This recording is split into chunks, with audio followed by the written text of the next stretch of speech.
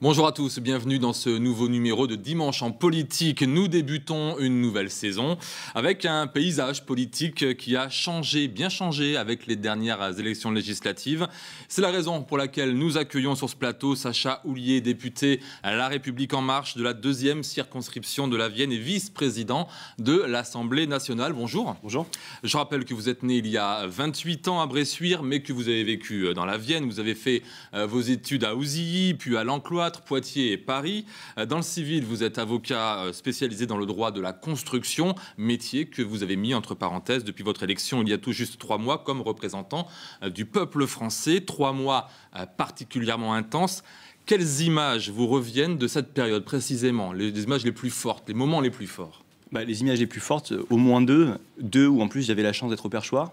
La première, c'est lorsque nous avons adopté la loi d'habilitation pour les ordonnances de la loi travail, qui sont aujourd'hui publiées et qui seront demain ratifiées, et qui m'ont permis d'abord d'avoir l'honneur de faire adopter cette loi. Puis la deuxième, c'est le second texte d'envergure qu'on a fait adopté dans cette session extraordinaire, qui était la loi sur la confiance dans la vie politique, qui a permis de rénover beaucoup de pratiques, d'interdire l'embauche d'un membre de sa famille, de supprimer les réserves parlementaires, la distribution d'argent par un parlementaire qui n'avait selon nous plus lieu d'être, de faire mettre l'inéligibilité dans la loi lorsqu'il y avait une mention casier judiciaire. Toutes ces mesures qui finalement étaient les promesses qu'on avait fait dans la campagne et qu'on a tout de suite traduit dans les textes de loi. Alors j'imaginais bien que vous n'alliez pas me répondre par des choses négatives, mais que des bonnes choses pour vous en tout cas. Mais pourtant ces 3 mois ont aussi été émaillés de couacs, en tout cas chez les parlementaires de votre majorité, des députés fraîchement élus qui sont apparus aux yeux des Français comme des bons petits soldats votant contre tous les amendements déposés.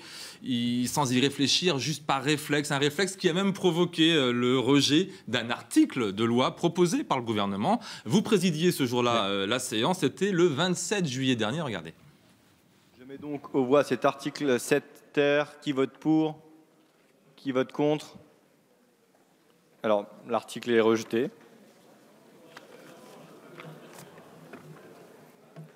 Ils ont voté contre. Oui. Il faut être attentif. Chers collègues, quand je mets au vote un amendement, c'est un amendement. Quand je mets au vote un article, c'est un article.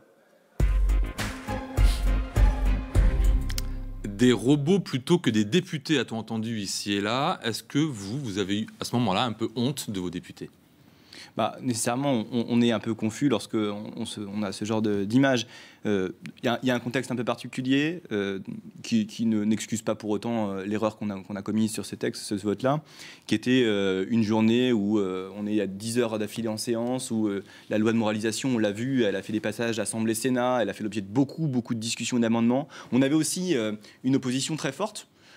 L'extrême gauche, qui était la France Insoumise, qui décidait de finalement se mettre en retrait du texte, et les Républicains qui ont décidé, eux, par contre, de ne pas assumer leur opposition de principe, mais de mettre la pagaille en séance. Et donc, il y avait probablement une déstabilisation de la majorité qui a conduit parfois à des erreurs comme celles qu'on vient de voir à l'écran. On a vu aussi que tous les amendements étaient refusés automatiquement. Il y avait vraiment un réflexe de, comme un groupe qui ne réfléchit pas forcément à ce qu'on leur propose comme amendement. Ce qu'il faut se rendre compte, c'est d'abord que cette loi, nous, on en avait présenté toutes les mesures dans le cadre de notre campagne.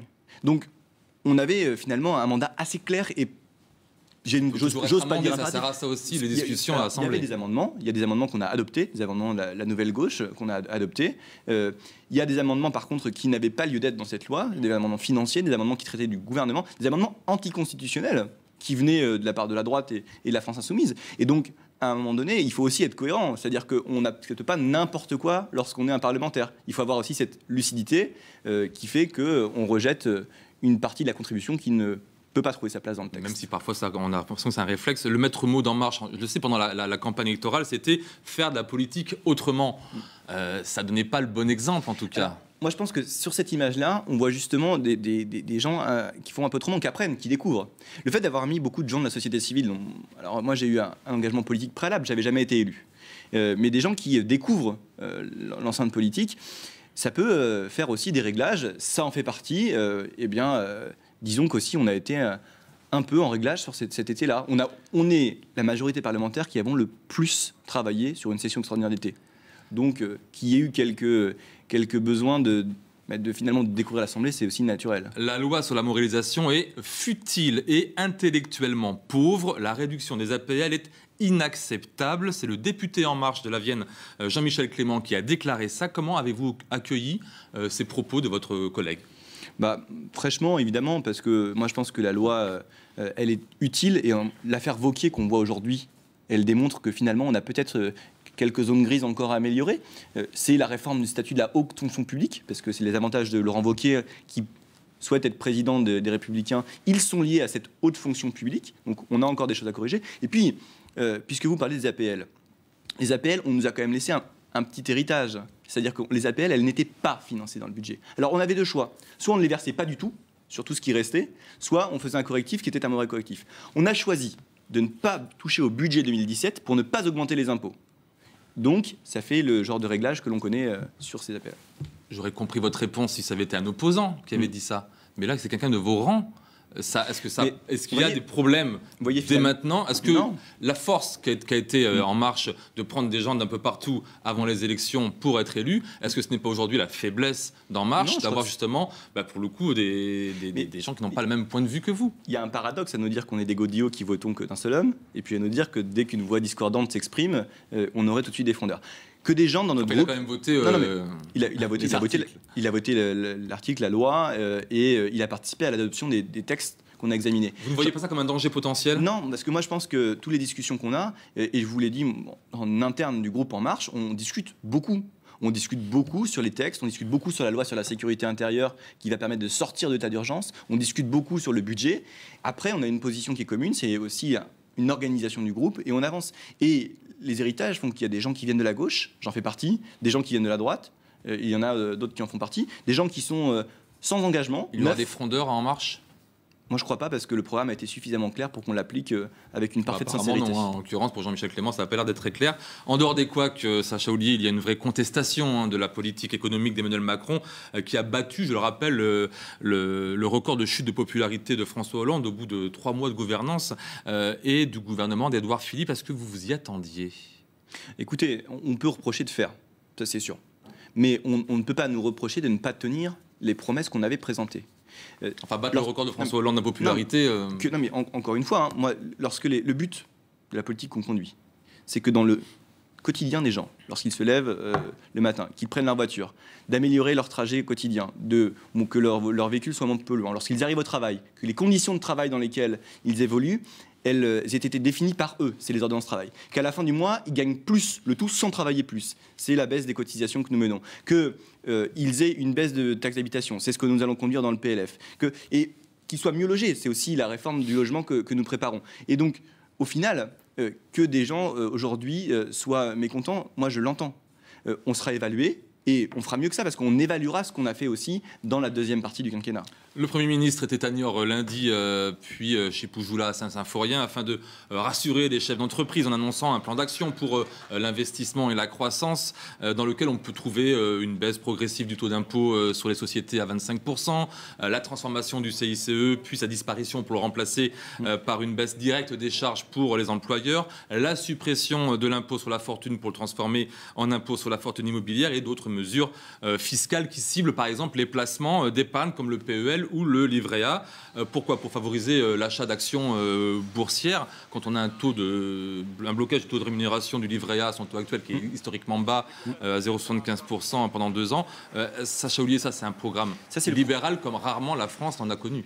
Parce que c'est la première partie de notre programme. C'est le libérer l'économie pour que chacun puisse y évoluer et chacun puisse investir. Vous avez oublié quand même toute la deuxième partie du programme sans laquelle il n'est pas équilibré. C'est quoi, c'est délivré? qui est le protéger, dans laquelle on va faire la grande réforme de l'assurance chômage pour tous, dans laquelle on va investir 15 milliards dans la formation professionnelle, dans laquelle on va aussi baisser les cotisations payées par les salariés pour qu'eux gagnent plus, comme je vous l'ai dit, et le tout sans travailler plus. Et donc finalement, l'un ne va pas sans l'autre. Prendre une partie de notre programme pour l'isoler et le contester, c'est en fait inopérant, parce que le tout est un ensemble commun. Et l'investissement que vous décrivez, notamment sur ce qu'on appelait la flat tax, donc la libération de 30% sur les PEL ou sur les assurances vie, l'ISF, ça va de pair aussi pour valoriser les gens qui investissent de l'argent dans l'économie réelle pour créer des emplois. Et donc, vous dites qu'ils investissent, d'autres pourraient dire qu'ils jouent en bourse, tout simplement. Non, parce que l'investissement est dans le capital social des entreprises. Le but au final, c'est de diriger l'argent vers l'économie réelle, vers les gens qui font créer des sociétés et qui créent des emplois. Sauf que vous savez bien que l'épargne, le PEL, le livret A, c'est important chez les gens. Alors, tout le monde n'a pas envie de venir comme les Américains ou les Anglais qui vont investir dans des entreprises. Justement, c'est la raison pour laquelle il y aura un dispositif, mais le Premier ministre l'a annoncé, dans lequel les petits livrets A, les petits PEL, en dessous d'un certain seuil, seront exonérés de flat tax et donc d'augmentation d'impôts sur ce sujet-là. Les députés, le but est de viser un type de spéculation que nous rejetons, qui est la rente, c'est-à-dire le placement d'argent qui, lui, n'est pas mobile et qui, finalement, confisque l'argent dans l'économie, qui ferait circuler, qui ferait fonctionner. Les députés républicains voteront, ils l'ont dit, la ratification des ordonnances de la loi travail, c'est donc bien une politique de droite. Et est-ce que les députés républicains voteront la suppression de la taxe d'habitation ou le dégrèvement de la taxe d'habitation pour 80% des ménages? Apparemment, si j'entends, c'est ni la droite ni la gauche. Est-ce qu'ils voteront l'augmentation de CSG compensée par une augmentation des salaires? Je ne sais pas. C'est ce qu'il y a de gauche dans la politique d'Emmanuel Macron et d'Édouard Philippe. Ils ont annoncé. Mais c'est une partie. Le meilleur remboursement des appareils dentaires, des lunettes ou des prothèses auditives, c'est de gauche ou de droite? Moi, je ne commande pas de savoir si c'est de gauche ou de droite. Est-ce que c'est efficace? Est-ce que les Français y trouvent leur compte? Est-ce que la société marche mieux? Si la réponse est oui, dans ce cas-là, je pense qu'on doit le voter.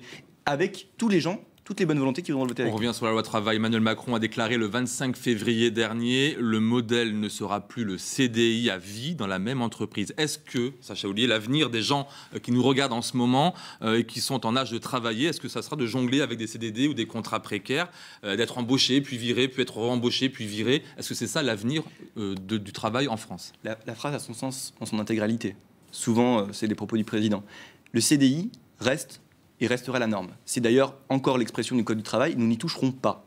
En revanche, ce que dit le président, c'est qu'on doit pouvoir changer de CDI. Et en fait, le fait d'avoir un CDI dans une entreprise ne doit pas nous empêcher d'évoluer. Donc on doit multiplier les CDI au lieu de multiplier les CDD. Pourquoi aujourd'hui on nous empêche d'évoluer en CDI dans une entreprise? Qu'est-ce qui se passe aujourd'hui? Et c'est ce que a toujours dit le président, et c'est quelque chose qui était très important. Aujourd'hui, on a une société dans laquelle ceux qui ont un CDI sont protégés, donc par crainte ont plus de peur d'évoluer, et puis tous ceux qui en sont exclus, donc les CDD, l'intérim, ou tous les contrats précaires qu'on connaît, finalement n'ont plus accès au Saint Graal, au CDI. Et donc il y a une imperméabilité totale. Faut enlever le Saint Graal pour que... Non, il faut ouvrir l'accessibilité au CDI pour que le CDI devienne réellement la norme, ce qui est inscrit dans le Code du travail aujourd'hui, mais n'est vrai pour personne. C'est pas du tout ce qu'on comprend dans la phrase d'Emmanuel Macron. Le CDI, donc, c'est pas l'ennemi, le CDI? Non, au contraire. C'est ce qu'on comprend dans l'interview qu'on a donnée à la Tribune, c'est en février dernier. Le CDI, c'est la norme, encore faut-il que ce soit vrai pour tout le monde. Autre sujet qui fait polémique, la fin des contrats aidés. Partout, le même questionnement. Pourquoi si vite? Que faire à la place? On en parle juste après ce reportage qu'une de nos équipes a tourné le mois dernier dans le Sud-Vienne, à Champagné-Saint-Hilaire, où la mairie emploie 7 personnes en contrat aidé. Dans cette école, le maire a besoin de 4 contrats aidés pour animer les activités périscolaires, mais aussi 4 autres pour les services d'entretien et de voirie et un autre au secrétariat. Au total, 9 contractuels assurent des missions essentielles au fonctionnement de la ville pour un coût raisonnable. Aujourd'hui, ça nous coûte à peu près 60 000 € pour l'ensemble des contrats aidés et ça nous coûterait à environ 120 130 000 € si effectivement on n'a pas l'aide de l'État. Au-delà de la question économique, ce maire croit beaucoup à l'aspect social de ces contrats aidés. Ça se passe bien? Ça va. Ouais. Ça va pour le moment. Pour développer une commune comme la nôtre, 47 km², 1000 habitants, on a besoin de bras. Ils n'ont pas une tâche spécifique, ils font toutes sortes de tâches. Donc ils vont avoir une panoplie de formations. La preuve, les travaux de la future boulangerie de la commune ont été faits par cet homme, Pascal, en contrat aidé à la mairie pendant 20 mois. J'ai multiplié tous les corps de métier, du corlage au plâtre, au ciment, à la plomberie. En juin dernier, à l'issue de son contrat, la mairie lui a proposé un CDI. Ça m'a sauvé, voilà. Il faut aimer le métier, il faut aimer travailler pour une commune et tout a été dans le bon sens. L'annonce de la disparition probable de ces dispositifs inquiète beaucoup les employeurs comme les employés. Au secrétariat, Marcel, 59 ans, a été recruté jusqu'en 2018, un petit sursis. quel sera mon avenir dans 10 mois. S'il n'y a pas de remplacement, s'il n'y a pas d'autre chose de proposer, je pense que malheureusement, je serai sur le marché de l'emploi et avec aucune possibilité de trouver quelque chose, quoi. Ici, 3 contrats aidés vont se terminer d'ici novembre. Leur renouvellement est très compromis. Le maire et son conseil vont se réunir pour décider des secteurs qui seront sacrifiés, la mort dans l'âme. Retour sur le plateau de Dimanche en politique, le député de la Vienne, Sacha Houlier, est l'invité de cette première émission de la saison 2017-2018, saison au cours de laquelle il y aura des invités surprises, issus la plupart du temps de ce qu'on appelle la société civile, des invités qui sont les témoins d'une problématique ou d'un événement traité dans l'émission. Aujourd'hui, nous allons donc parler de la fin des contrats aidés. Avec vous, Caroline Langlois, bonjour. Vous êtes bénévole au refuge SPA de Poitiers, un refuge qui fait appel lui aussi aux contrats aidés. Combien y en a-t-il et que font-ils? Alors sur 13 salariés, nous avons 8 contrats aidés.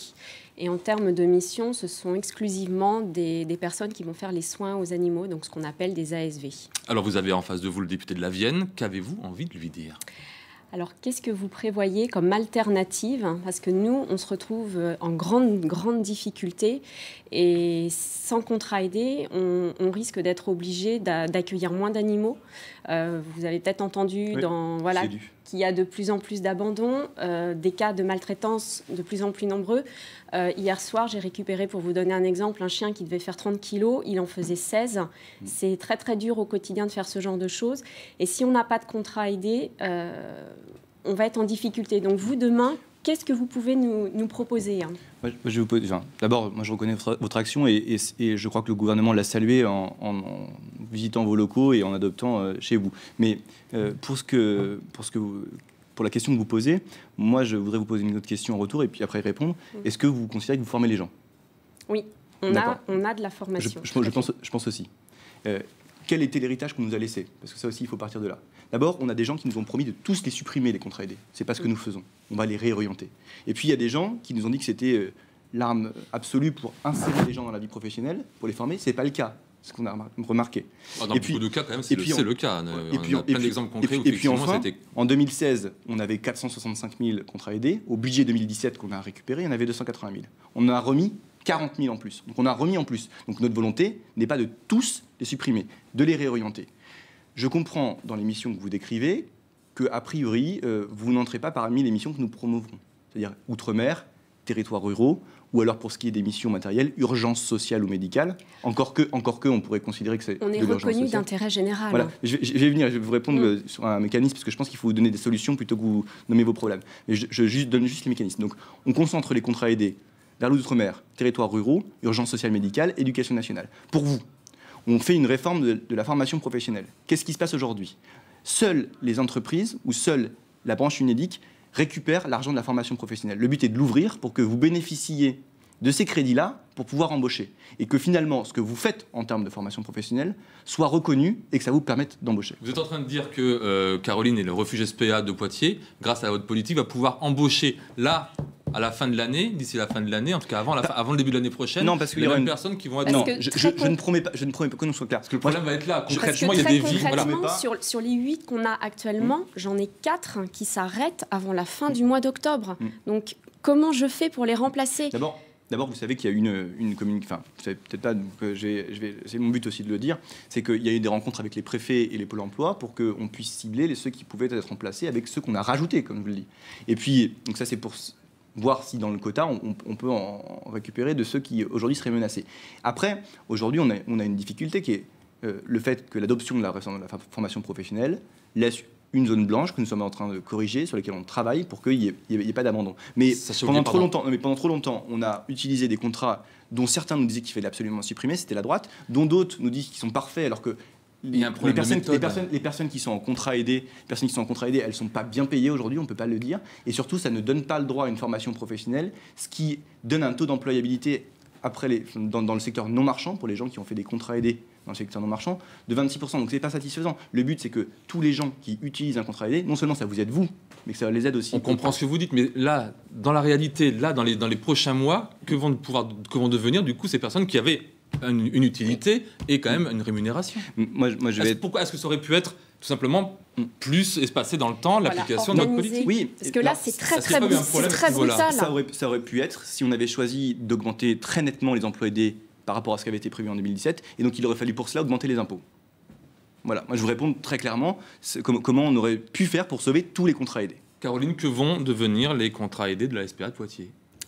Alors donc, il y en a plusieurs qui ne vont pas être renouvelés, et il y en a certains, on va essayer de faire des CDD jusqu'à la fin de l'année pour voir si vous avez un dispositif, quelque chose qui va être mis en place. Mais c'est très très préoccupant. Moi personnellement, je suis salariée dans une entreprise. Je fais énormément d'heures de bénévolat en plus parce que je suis une des responsables de l'association. Et je ne me vois pas en plus de 2h à 5h du matin aller faire les soins sur place. C'est pas possible. Donc nous, on a déjà nos salariés qui sont très stressés, qui se posent beaucoup de questions. Mais nous, en tant que chef d'entreprise, et aussi parce qu'on a cette mission d'intérêt général, qu'est-ce qu'on fait à partir du 1er décembre ? Qu'est-ce qu'on va faire ? D'abord, vous m'avez écrit, donc je vous ai lu, parce que vous m'avez écrit sur mon email et j'ai consulté ce que vous avez écrit. Ce que je vous propose, c'est qu'on rencontre ensemble le Pôle emploi pour savoir justement comment trouver une solution opérationnelle, parce que on peut en discuter. À la classe, le maire de Poitiers propose au gouvernement de venir évaluer le dispositif des contrats et des emplois aidés dans sa vie. Vous lui répondez quoi ? Qu'il aurait peut-être pu se poser les questions quand il a voté le PLF 2017, le projet de loi de finances 2017, qui prévoyait de les réduire de moitié. Alors pour terminer ce chapitre, est-ce que ce n'est pas franchement là un signe ? On pouvait le reconnaître que là il y a peut-être une méconnaissance en haut à l'exécutif du tissu social, économique et social en France par rapport à ces personnes qui profitent des emplois aidés, qui travaillent, qui ont un peu de rémunération grâce à ces emplois aidés. Non, moi je crois le fait de faire aussi brutalement. Il y a une pleine connaissance. C'est ce qui ressort du terrain. Après, moi je vous l'ai dit, il y avait des arbitrages qui n'ont pas été retenus par le gouvernement et donc par la majorité dont je fais partie, donc je les assume à ce titre-là. Après, il faut trouver les solutions lorsque ça justifie, et là le cas le justifie, qu'on recourt à un emploi aidé. Mais on a trop souvent incité les maires pendant très longtemps à employer des emplois aidés, avec, comme je vous l'ai dit, un taux d'insertion professionnelle insuffisant. Il faut aujourd'hui sortir de systèmes dont on a constaté qu'ils ne fonctionnaient pas. Merci Caroline Langlois d'avoir accepté de vous prêter au jeu de l'invité surprise et puis d'avoir exprimé bien sûr vos craintes. La grogne, elle était visible ce mardi en France avec des manifestations un peu partout dans le pays et comme on peut le voir sur ces images à Poitiers. Parmi les manifestants, on va voir les images de la manifestation, parmi les manifestants il y avait des jeunes socialistes du MJS, un mouvement auquel vous avez appartenu Sacha Houlier lorsque vous étiez étudiant il y a 11 ans. Vous manifestiez, vous aussi, dans les rues de Poitiers contre le CPE, considéré alors comme une mesure injuste et précaire. On est allé demander à ces jeunes socialistes ce qu'ils pensent de vous et de votre parcours politique. Il a fait un choix politique, il a fait un choix même calculé, on pourrait dire, de s'inscrire dans un mouvement qui aujourd'hui est aux commandes, au pouvoir politique. Il a une belle fonction qui est noble, qui est celle de représenter le peuple français, mais qu'il a choisi en pervertissant un peu les idées qui étaient les siennes lors du CPE il y a de ça 11 ans. Je ne sais pas s'il s'est perdu, il s'est peut-être trouvé finalement en choisissant En Marche. En tout cas, il a fait le choix du libéralisme et d'une politique qui est loin de tout ce qu'il a défendu et combattu par le passé. Sacha Houlier, réaction à ces propos qui sont durs contre vous, oui, mais on peut le comprendre. Mais moi, je me rappellerai qu'au Jeune Socialiste avec moi, il y avait Guillaume Chiche, député En Marche, il y avait Maxence Barré, qui est aussi En Marche, il y avait Stéphane Séjourné, qui est conseiller politique à l'Élysée. Et qu'est-ce qu'était le CPE ? Parce qu'il faut définir les choses. Le CPE, c'était une mesure qui touchait tous les jeunes et qui les mettait 2 ans en période d'essai. Ça n'a rien à voir avec ce qu'on fait. Donc, qui était une mesure injuste, parce qu'elle discriminait les jeunes en les traitant plus mal que les autres. Qu'est-ce qu'on fait dans les ordonnances qui sont de leur travail ? 1, on leur permet de mieux parler avec leur patron pour définir les conditions de travail. 2, on fusionne les institutions représentatives du personnel pour justement que ce dialogue social soit plus fluide. 3, on permet d'encadrer les conditions de licenciement, ce qui fait que, et moi j'ai pratiqué les prud'hommes, donc je suis allé au tribunal des prud'hommes, notamment à Niort, et on sécurise la relation de travail. Ce qui fait que quand vous êtes un salarié, vous touchez plus vite des indemnités, vous en touchez plus parce qu'on les a augmentées, les indemnités légales, et vous savez finalement combien vous allez pouvoir toucher, parce que quand vous êtes un salarié et que vous êtes 2 ans pour faire reconnaître votre préjudice au tribunal et que ça ne vient pas, vous êtes beaucoup plus précaire que la situation qui était celle après cette précédente. Je parlais d'Alain Claes il y a quelques instants. On a vu et lu que La République En Marche pensait déjà au municipal de 2020 et à la conquête de Poitiers en déclarant que la ville est un peu endormie. Est-ce que le marchand de sable, c'est Alain Claes ? Non, mais je pense qu'on a une transition à faire sur plein de sujets à Poitiers. Alors, je vous le dis tout de suite, hein, moi je ne serai pas candidat à quoi que ce soit pendant mon mandat. Je suis député, je le resterai. Je suis un partisan du non-cumul des mandats. Je pense que c'est clair pour tout le monde. Par contre, sur Poitiers... La gestion à l'Inclès, l'héritage à l'Inclès... Il y a à Poitiers une transformation qui doit être imposée par rapport au fait qu'il y a transfert de la capitale régionale, j'ai dit pendant ma campagne, qu'il y a une mutation économique qui est à l'œuvre avec déplacement de beaucoup d'emplois publics. Il faut nous trouver une ressource dans l'emploi privé. Il y a une interconnexion à repenser avec la LGV, avec l'aéroport. Il y a plein de choses à développer. Il y a la façon dont les quartiers parlent entre eux. Et ça, c'est plein de questions qui doivent être traitées par tous les militants d'En Marche qui rencontraient les habitants. Alors, vous avez dit que ce ne serait pas vous qui vous présenterez. Qui aimeriez-vous voir succéder à l'Inclès, à la mairie de Poitiers, à la présidence de Grand Poitiers? Celui qui sera le meilleur pour répondre à toutes les questions que j'ai posées. Et aujourd'hui... j'ai pas l'un de nom en tête. Arrêtez, si vous avez bien un nom, quelqu'un. Les municipales ont lieu en 2020. Oui. Là, on est en 2017. Et votre mouvement parle déjà de conquérir la ville de Poitiers. Le mouvement a donné une méthode, c'est-à-dire celle de consulter pendant un an les attentes des Français ou pour le coup des habitants de Poitiers. Je pense que c'est la bonne méthode. Les élections sénatoriales vont avoir lieu dimanche prochain, même si elles ne concernent pas notre région. Elles risquent de mettre en péril la dynamique électorale de votre parti politique. On l'a vu, l'arrêt brutal des contrats aidés a choqué les élus locaux, la baisse des dotations de l'État, la suppression programmée de la taxe d'habitation. Tout cela rend la tâche compliquée sur les territoires par rapport au sénatorial. Est-ce que, on le lit aussi, que vous redoutez quand même... pas une victoire en tout cas. Non, l'élection sénatoriale n'est par sa nature pas faite pour un mouvement issu de la société civile que nous sommes. Il y a après, sur ce que vous avez décrit, sur le gel de certaines dotations, moi je rappelle quand même que la dotation aux collectivités territoriales ne va pas baisser pour la première fois depuis une dizaine d'années dans le prochain budget. Je rappelle aussi que sur la taxe d'habitation, aucun euro ne sera enlevé aux communes. Tout sera compensé par un mécanisme que les maires connaissent, qui est le dégrèvement, ce qui est différent d'une exonération ou d'un transfert de compétences, parce que tout sera compensé à l'euro près. Je profite aussi de ce moment-là pour dire qu'on avait prévu certains seuils dans la campagne électorale, on les a augmentés de sorte qu'il y aura plus de gens qui ne paieront plus de taxe d'habitation. Donc faire de la pédagogie, c'est ça, Aubert ? Il faut toujours faire de la pédagogie. C'est comme ça qu'on réussit à faire accepter les réformes.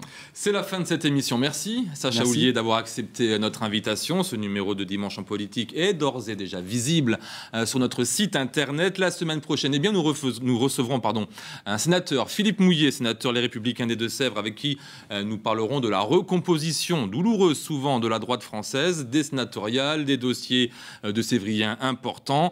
Pour l'heure, place à l'information régionale avec le journal de la mi-journée. Excellente semaine à toutes et à tous, à dimanche prochain.